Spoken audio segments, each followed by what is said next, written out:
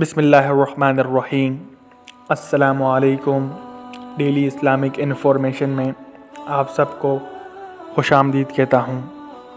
دوستو، صحیح بخاری کی احادیث ہے، والیوم 3، بک نمبر 34، حدیث نمبر 2068۔